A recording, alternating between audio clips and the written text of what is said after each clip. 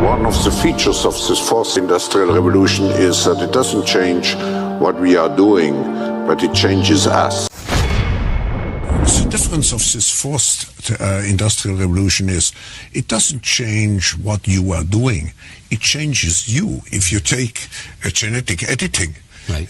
Just as an example, it's you who are changed. And of course this has a big impact on your identity. Editing your genes?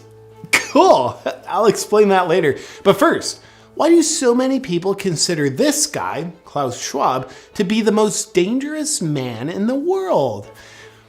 Well, there's some reasons.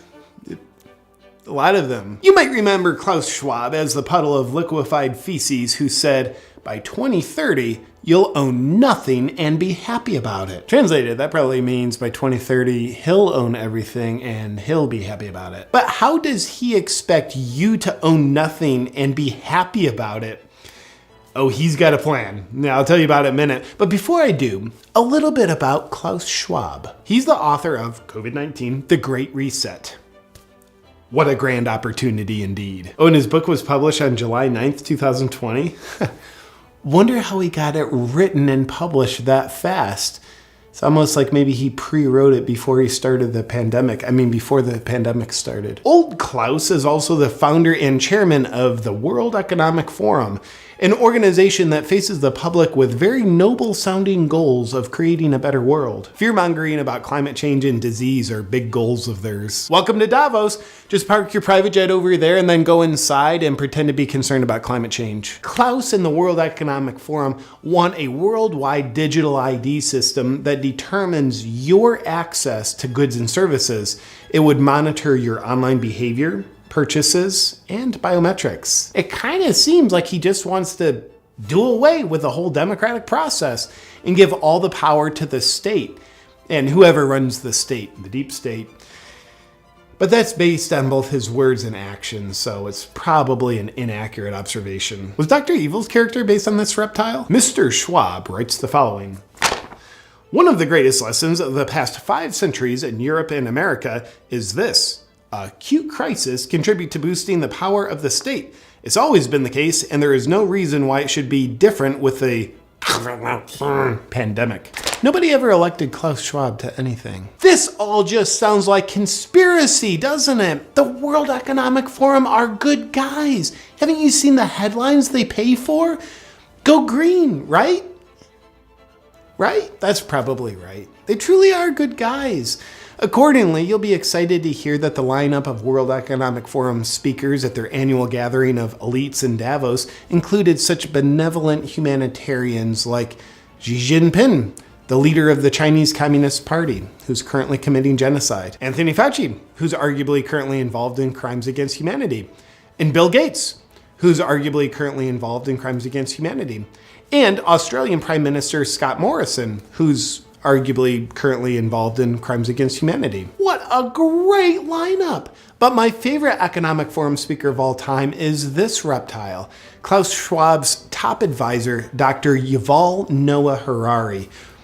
Let's see what he has to say. Data might enable human elites to do something even more radical than just build digital dictatorships. By hacking organisms, elites may gain the power to re-engineer the future of life itself. Because once you can hack something, you can usually also engineer it. Elites hacking organisms and re-engineering life itself? Well, he's not talking about doing that to people, is he? Now, in the past, many tyrants and governments wanted to do it, but nobody understood biology well enough, and nobody had enough computing power and data to hack millions of people. Neither the Gestapo nor the KGB could do it. But soon, at least some corporations and governments will be able to systematically hack all the people. Well, I guess he was talking about doing that to people.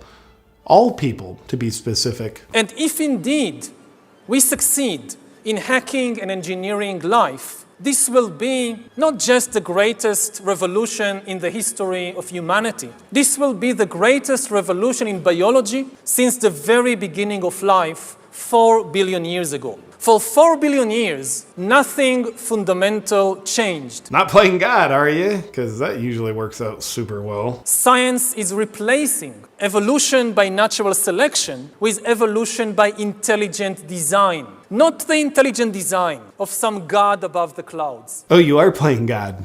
Say more. Evolution by natural selection with evolution by intelligent design. Not the intelligent design of some God above the clouds, but our intelligent design and the intelligent design of our clouds. The IBM cloud, the Microsoft cloud, these are the new driving forces of evolution. Gosh, you wouldn't by chance have a plan in place on how to control people with your cloud technology, would you?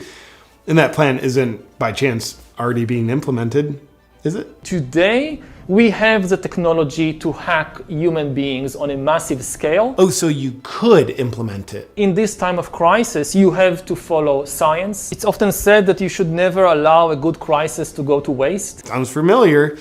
And I guess you are implementing it already. Didn't anyone bother telling this guy not to say any of this out loud on camera? It's a lot of evidence. Surveillance, people could look back in 100 years and identify the coronavirus epidemic as the moment when a new regime of surveillance took over, especially surveillance under the skin. My brain, my body, my life, does it belong to me or to some corporation or to the government or perhaps to the human collective? This guy's revealing the whole plan. He's gonna ruin it. The World Economic Forum, out for the good of humanity. You'll own nothing, not even your own DNA, if we have our way. Now for some additional fun facts about Klaus Schwab and the World Economic Forum. They've got a Young Leaders Program, which is a 5-year indoctrination program into their principles. The goal of the program is to create world leaders who don't answer to their people because they don't care about them. They answer to their bosses at the World Economic Forum. Graduates of the program include admirable world leaders that are suspiciously in lockstep with the Great Reset, such as Justin Trudeau, France's Macron, and Mark Zuckerberg. Sponsoring partners of the World Economic Forum's Young Global Leaders program have been the Bill and Melinda Gates Foundation and Google. I wonder why Google censors and shapes information to be in exact support of the World Economic Forum's narrative. Oh, another fun fact, the World Economic Forum is predicting a worldwide cyber attack. I'm pretty much a wizard at predicting the things I'm gonna do too. The very concerned Schwab believes the cyber attack could bring a complete halt to our power grid, transportation, hospital services, and to our society as a whole. The World Economic Forum then simulated the cyber attack. Simulated or planned? I'm not sure, but they said it was a simulation, so it's probably best to just believe them. Oh, also the World Economic Forum, along with the Bill and Melinda Gates Foundation, hosted Event 201, which oddly enough played out exactly as they planned.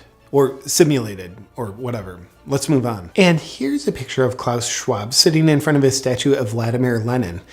I wonder why he's got a statue of one of the most murderous world leaders in history. Lenin killed an estimated 5 million people. And finally, remember Schwab's whole thing about you'll own nothing and be happy about it? What's the World Economic Forum's plan to make that happen? Well, it's probably nothing, but consider this. BlackRock is an investment firm with $9 trillion under management, which is a higher GDP than every country on Earth, aside from the US and China. Therefore, it turns out BlackRock has more political and financial influence than the Federal Reserve and most governments. Sounds cool, but what's the connection with the World Economic Forum? Well, again, and it's probably nothing, but BlackRock CEO Larry Fink is also just a board member of the World Economic Forum. Well, that's super convenient and probably just a coincidence. Is the World Economic Forum and BlackRock colluding in corporatism, where an unelected corporate elite dictates top down to the population? Well, they couldn't be doing that because they'd have to infiltrate the government, which they haven't done. Except for, in one of Joe Biden's first appointees once he took office, he named Brian Deese to be the director of National Economic Council. Brian Deese came from BlackRock, where he was a global head of sustainable investing, and now he's Biden's main advisor for economic policy. But But Biden's making the policy decisions, not the unelected corporate elites at BlackRock and the World Economic Forum. Of course Biden's making all the decisions. Let's not be silly. Oh look, there's a picture of Biden in the audience at the World Economic Forum. Oh, and also Kamala Harris's chief economic advisor is Michael Pyle. He came from BlackRock, where he was a global chief economic strategist, overseeing the strategy for investing $9 trillion. Well, it looks like corporatism, but it's probably not. But if it was, it would actually be a viable strategy for BlackRock and the World Economic Forum to own everything and for you to own nothing. Oh, fun fact, BlackRock is buying up single-family homes at an alarming rate, oftentimes paying 20 to 50% above asking price, so normal people like you and I can't own the homes. Now, there is an interesting pattern to all this. You know how you hear about ancient tyrannical rulers who would rule over their dumb people by saying things like, yeah, if you don't do all of this slave labor and let me sleep with your wives, then God's going to make you all perish in a deadly storm. Well, God told me, and because I'm elite, I have access to this knowledge and you don't. So you better do as I say or you're going to die. Well, us peasants can't perceive what the king can, so we better do as he says. Go ahead and bang my wife. And thank you for doing it for my protection, King. Good old fear-mongering, a predictable pattern as old as time itself. But with Klaus and the World Economic Forum, it's climate change is gonna kill you, disease is gonna kill you, and a cyber attack's gonna get ya. So you better do as we say, or you're gonna die. I don't know, the weather looks pretty good to me. Why don't you ever smile, Klaus? You look like a sociopath. No, you don't understand. We elites have access to knowledge that you don't. So you better listen to us or you're gonna die. Same old fun pattern of fear-mongering. They know of the scary problems and only they have the solutions. So listen up or you're gonna die. Gotcha, Klaus. Nothing new here.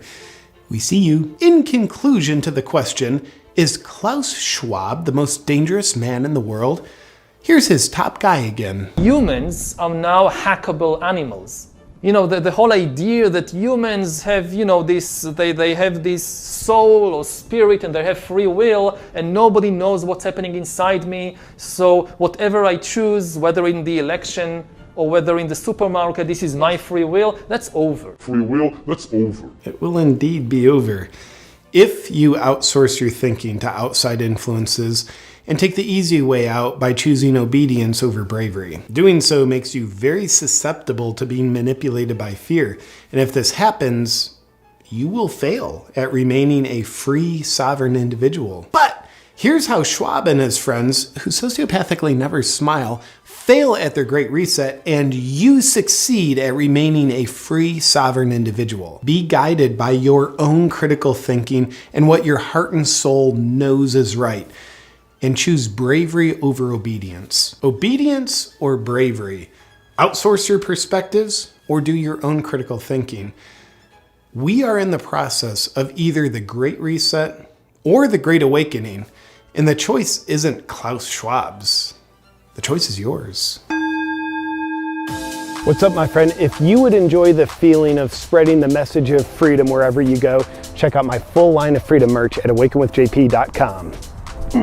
Hey, I want to thank the sponsor of today's video, Primal Life Organics, and their LED light teeth whitening system.